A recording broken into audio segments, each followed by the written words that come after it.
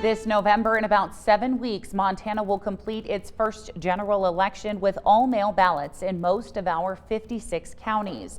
2 Republican lawsuits are trying to block the all-mail balloting process, claiming that it creates more potential for voter fraud and other problems. MTN chief political reporter Mike Dennison tells us in the first of a 2-part series how mail balloting will work and has worked in Montana, and why local election officials believe it is reliable and a secure system. In an election where most of the ballots will be mailed to registered voters, it starts by making sure that the list of voters is accurate and up to date. And across Montana, county election officials do that by performing what they call list maintenance. Some people are concerned that voters would get removed from the rolls unfairly, but of course we have to have a way to keep the list up to date because addresses change, people pass away.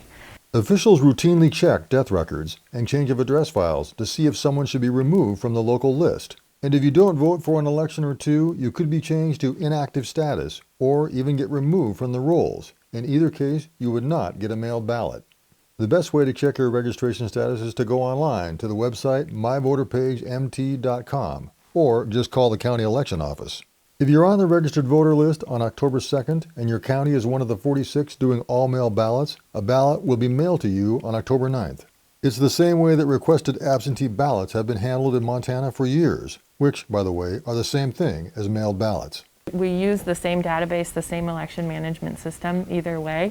The difference is just who gets an envelope prepared for them. Also this year, if you register to vote anytime after October 2nd and up to October 26th, 8 days before the election, a ballot will be mailed to you in those 46 counties doing all mail. Which brings me to the next question. How can you return that ballot that's mailed to you? As it turns out, mail is not the only option.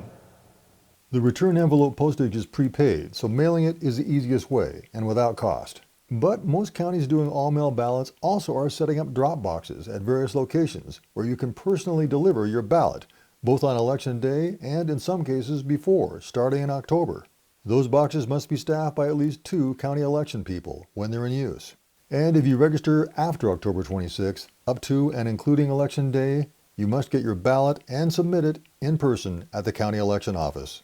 As you can see, it's a meticulous process with many steps along the way. Tomorrow, we'll tell you what happens when the ballots are received and counted. Reporting from Helena, Mike Dennison, MTN News.